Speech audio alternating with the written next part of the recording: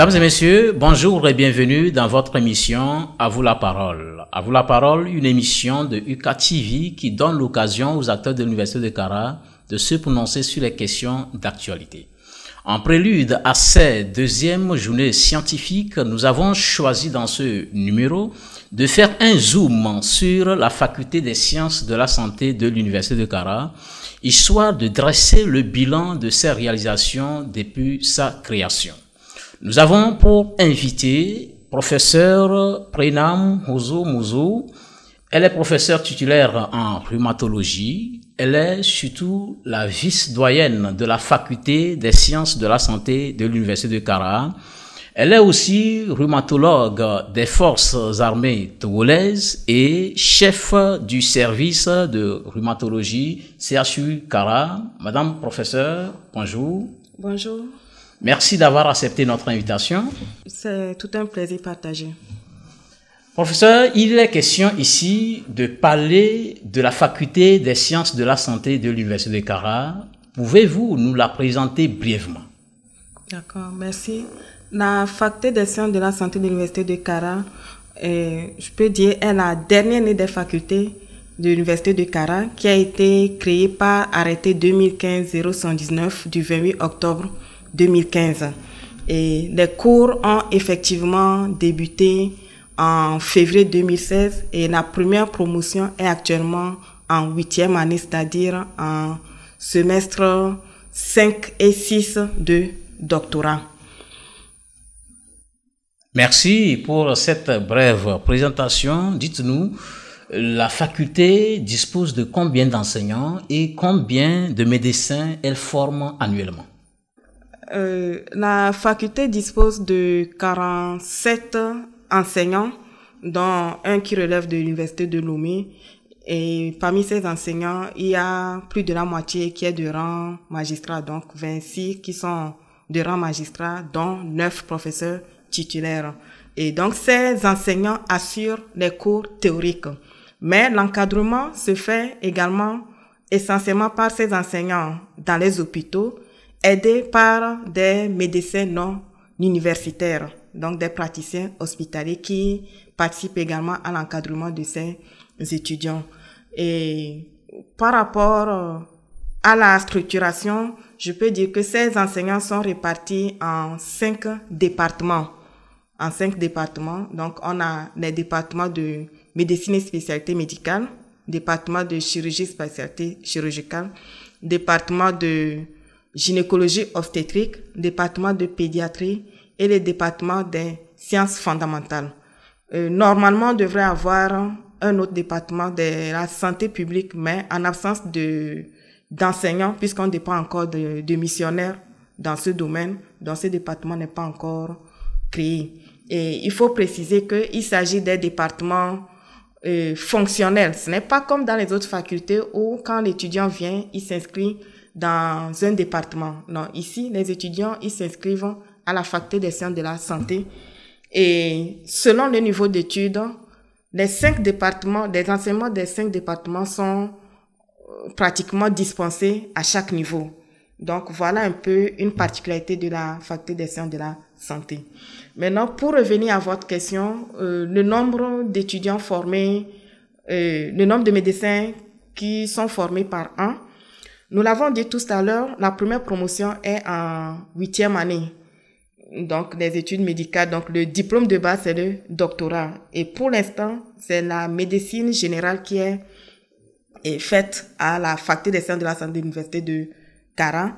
Et cette première promotion devrait finir normalement au cours de cette année 2022-2023.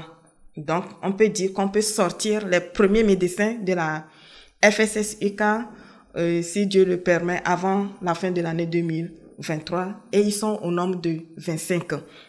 Ça, c'est ce qui concerne la première promotion. Mais à partir des années suivantes, je crois que le nombre va tourner autour de 30 médecins qu'on pourrait sortir par an en moyenne.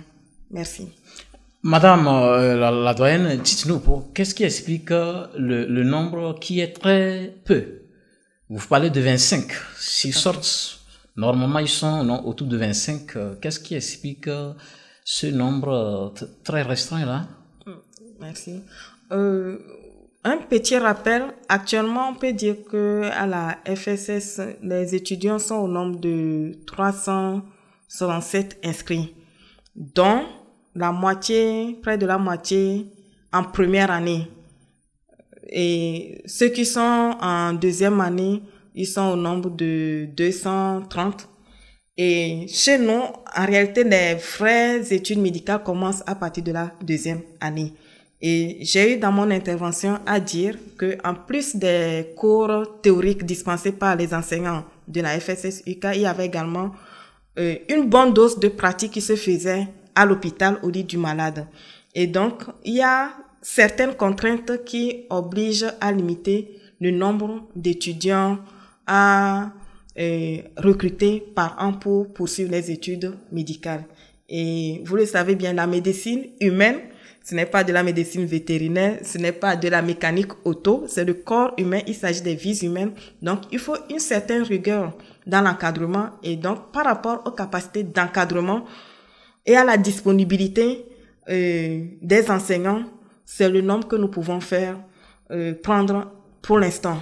Donc, si à la suite, on avait un accompagnement de nos autorités, que ce soit universitaire ou du gouvernement, pour augmenter le nombre d'enseignants, pour améliorer les infrastructures de cours et également le plateau technique pour que les médecins ou ces étudiants apprennent dans de bonnes conditions, nous ne serons qu'obligés à augmenter le nombre de médecins formés par an.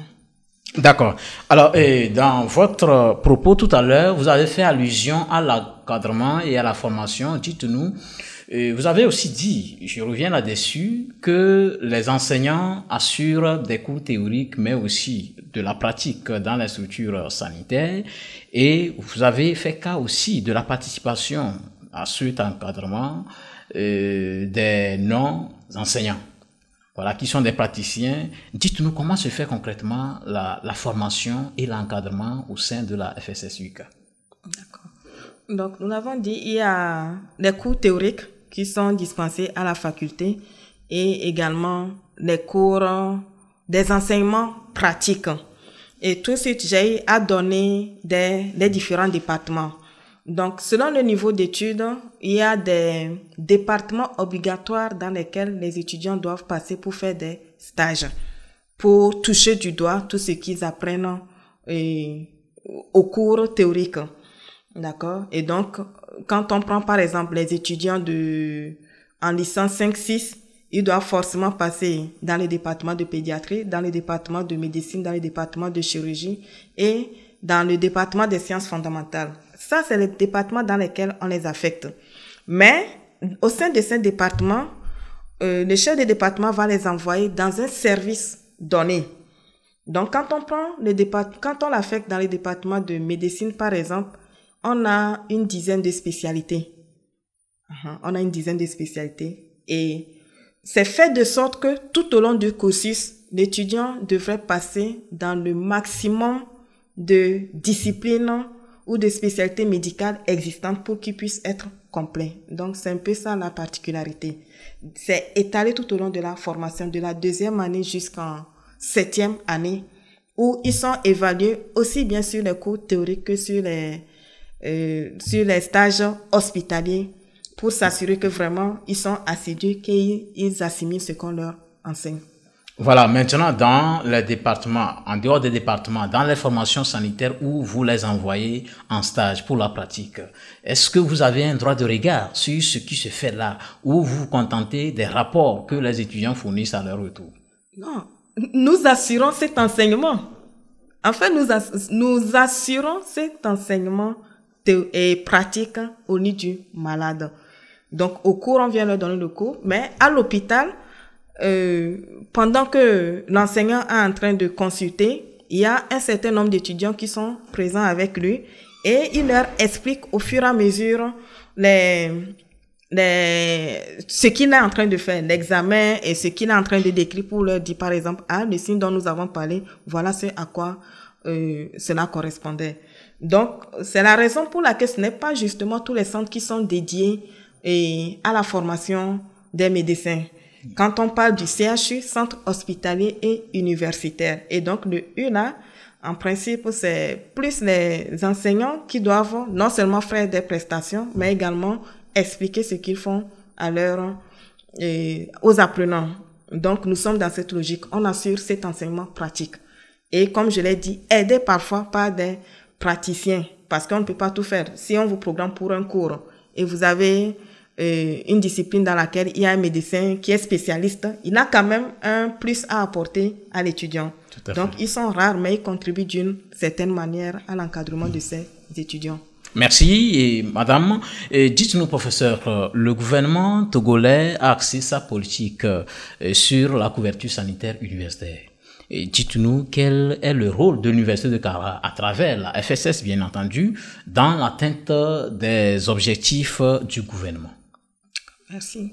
Je crois que la FSS est engagée dans cette politique déjà à travers la répartition des étudiants stagiaires dans les différents sites de stage.